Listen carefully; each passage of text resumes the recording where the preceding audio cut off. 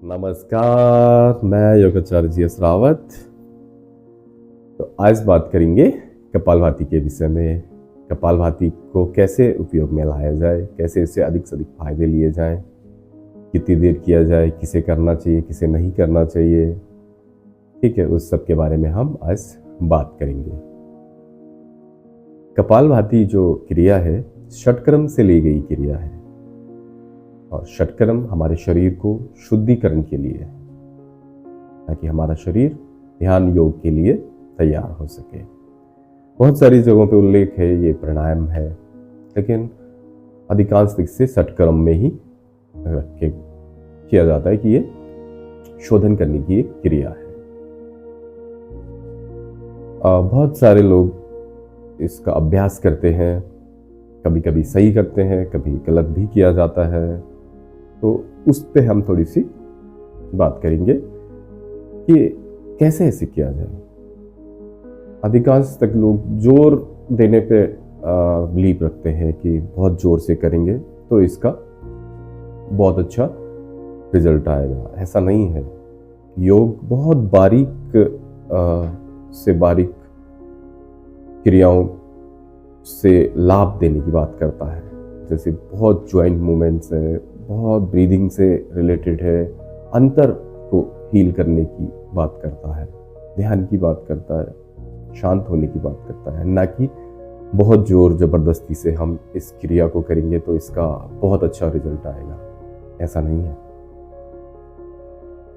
ये जो क्रिया है, ये वाला जो साइनस वाला एरिया है, गले वाला जो एरिया, गला, साइनस, मुख वाला जो एरिया है, उसको हील करने में बहुत मदद करता है। जो साइनस और जो नोस्टर के जो एरिया है, गले वाला, जब हम इसमें श्वास के माध्यम से स्ट्रोक झटके के साथ साथ श्वास बाहर फेंकते हैं, सेंसेशन एक पैदा करता है, उससे खिंचाव दबाव बढ़ता है और उससे एक गर्मी पैदा होती है इस वाले एरिया में।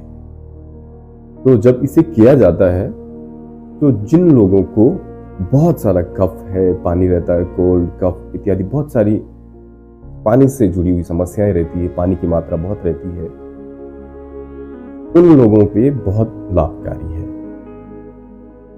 कि जैसे आपने देखा होगा कि जो श्वास तक ऑब्जर्व नहीं कर पाते हैं क्योंकि नोस्टर कफ से बंद है, ठीक है, गला है, ये सब पानी और कफ ये सब है, तो जब श्वास लेते हैं तो सर्दी जुकाम में आपने फील किया होगा कि बहुत अच्छे से श्वास भी नहीं ली जाती है। तो वही प्रॉब्लम है कफस वाली, कफ बढ़ने से, पानी की मात्रा इस वाले एरिया में ज़्यादा होने से। तो जब हम झटके के साथ, सेंसेशन के साथ रेचन करते हैं, श्वास को फेंकते हैं, तो गर्मी बढ़ती है, ब्लड का जो फ्लो है वो बढ़ जाता है गले और इस वाले मुख वाले एरिया में। तो जब गर्मी बढ़ेगी तो जो कफ है, पानी है, वो धीरे धीरे बाहर निकलेगा, सूख जाएगा, कम हो जाएगा।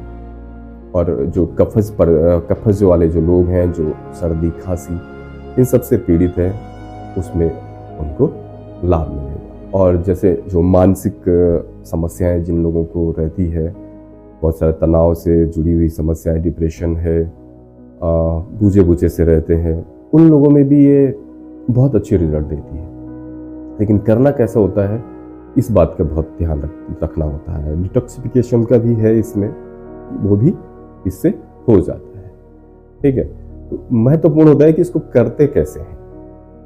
अगर आपने बहुत जोर पे ध्यान दिया तो फायदे की जगह नुकसान होने लगता है। और ये भी देखा जाता है कि जिन लोगों को बहुत सारा पानी की मात्रा ज़्यादा रहती है, उनकी सजगता कम रहती है, वो लोग होशपूर्ण या अवेयर कम रहते हैं, विस्मृति टाइप में, जैसे मेमोराइज बहुत अच्छे से नहीं हो पाता है, उनका स्मृति कमजोर होती है। तो उन लोगों को इसका अभ्यास करना चाहिए ताकि जो पानी, जो कफ है, कोल्ड है, ये सब कम रहे, उनकी सजगता बढ़ी रहेगी। जैसे विद्यार्थियों में देखा गया है कि विद्यार्थी इसका अभ्यास करें तो उनकी बुद्धि प्रखर हो जाती है, तो वही सजगता बढ़ती है, इसलिए प्रखरता आ जाती है। तो योग भी इसी की बात करता है। तो जो क्रिया है ना, वो उस लेवल पे है एक ऐसा सिर्फ फिजिकल या श्वास का माध्यम ऐसा बता के ऐसा होगा, उससे ही तात्पर्य नहीं है। तात्पर्य है कि आप क्या कर रहे हैं, सजगता यानी ध्यान। तो काम कपालभाति भी वही कर रहा है, ध्यान के लिए हमें तैयार कर रहा है। हालांकि कफज हमारी प्रॉब्लम है वो जा रही है, या फेफड़ों की जो टॉक्सिन्स हैं, हमारे अंदर जो टॉक्सिन्स से गंदगी पड़ी हुई है, उस सबको बाहर ये कर रहा है, वो तो बिल्कुल है। लेकिन जो बहुत बारीकी से देखा जाए तो सजगता की ओर ले जाएगा। जब कफज वाली जो प्रॉब्लम्स है वो हटेगी तो व्यक्ति थोड़ा सजग होगा, अवेयर होगा, ध्यान के लिए तैयार होगा।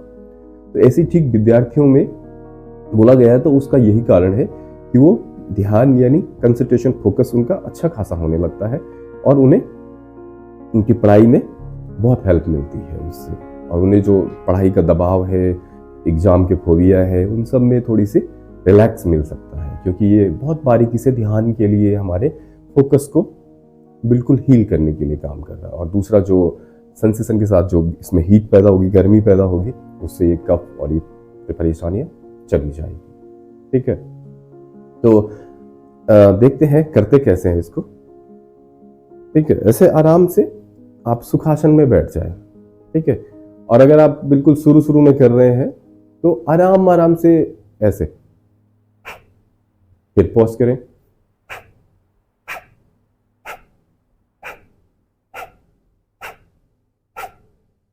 इस तरह से आप हल्के हल्के से स्ट्रोक दें। ऐसे नहीं जैसे आपने माइक पे सुना होगा बहुत जोर के साथ फट की आवाज आती, तो वैसा ना करें, वो बहुत बलपूर्वक हो जाता है। एक तो बलपूर्वक कर रहे हैं और दूसरा वो माइक से आवाज बहुत आ जाती है, तो लोग भी वैसा करने की कोशिश करते हैं, वो गलत हो जाता है। उससे नहीं है, तो बहुत सेंसिटिव एरिया है और बहुत जल्दी से प्रभाव में आ जाता है। तो गर्मी बढ़े या कुछ और चीजों में इसका इफेक्ट गलत ना हो, इसलिए आराम से ही करें और धीरे धीरे से करें। ऐसे फटाफट या बहुत ज्यादा या 200 स्ट्रोक 300 स्ट्रोक इस तरह से ना सोचिए, बहुत आराम से ऐसे जो शुरुआती जो साधक हैं वो इस तरह से।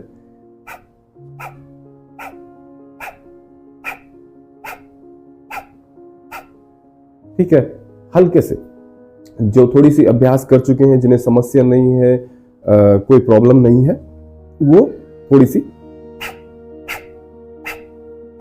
जब आप करते हैं तो पेट अंदर जाता है, श्वास बाहर खाली करना, जैसे छींकते हैं, बस ऐसे फील करें जैसे छींक रहे हैं, ऐसे।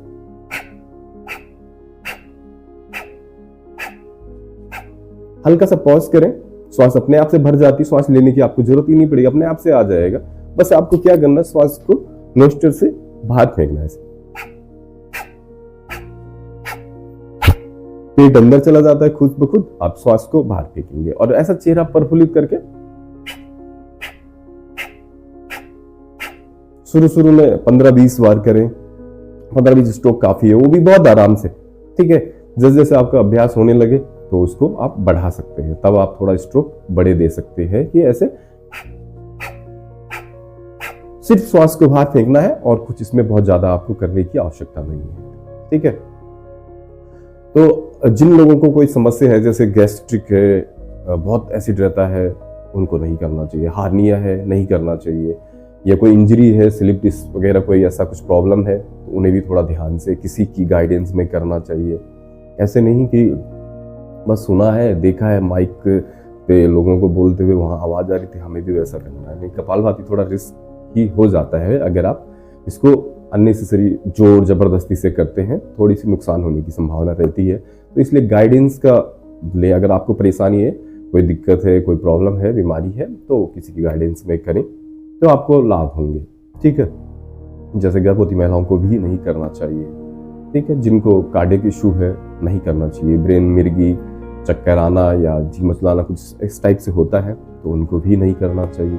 ठीक है, जैसे कफ वालों को, जिनको प्रॉब्लम है, साइनस की प्रॉब्लम है, माइग्रेन है, उनको करना चाहिए। थोड़ी थोड़ी हल्की हल्की मात्रा में करना, शुरू में 2 मिनट 3 मिनट ऐसे ही, तो धीरे धीरे से 3-5 मिनट करें, बहुत ज़्यादा ना करें। और माना ज़्यादा हो जाए तो आप इसके साथ अनुलोम विलोम करें। कपालभाति के साथ अगर आप 2-3 मिनट अनुलोम विलोम तो कपालभाति कर रहे हैं, अनुलोम विलोम 10-12 मिनट कर लीजिए। आप 5 मिनट कपालभाति कर लेंगे तो 15-20 मिनट अनुलोम करिए। अनुलोम विलोम को करिए, आपको बहुत फायदे मिलेंगे। ठीक है, तो थोड़ा गाइडेंस में करिएगा तो ज़्यादा अच्छे रिजल्ट आएंगे। और अपने आप करते हैं तो ध्यान से बहुत हल्के से आराम से करिए, क्योंकि जो सामने इंस्ट्रक्टर होगा उसे पता होता है कि कितना कराना चाहिए, कितना इनके लिए उपयुक्त है, वो जानता है कि क्या समस्या क्या नहीं है, उसके अकॉर्डिंग करवाएगा आपको इंस्ट्रक्टर, ठीक है। और आजकल जो लाइफ स्टाइल है, थोड़ा प्रदूषित जीवन हो गया है, बहुत सारे हमारे जीवन में या बाधाएं आ रखी, वातावरण प्रदूषित है, बहुत सारी चीज़ें हैं, प्रदूषण इतना है कि गैस वैसे, तो उन सबको, टॉक्सिन्स को, उन सब प्रॉब्लम्स को हटाने में ये बहुत हेल्प करता है हमारी कपालभाति प्राणायाम। लेकिन करना बहुत आराम से है, बहुत सहज भाव से करना है, ठीक है। अगर माना परेशानी आती है तो अभ्यास बंद कर देना चाहिए, ठीक है। फिर किसी के गाइडेंस में पूछे, चेकअप को क्या कराएं अपना, फिर करेंगे। इस तरह से नहीं है कि बस आपने सुना और सुनने बेस पे कर लिया, गाइडेंस लें फिर करें।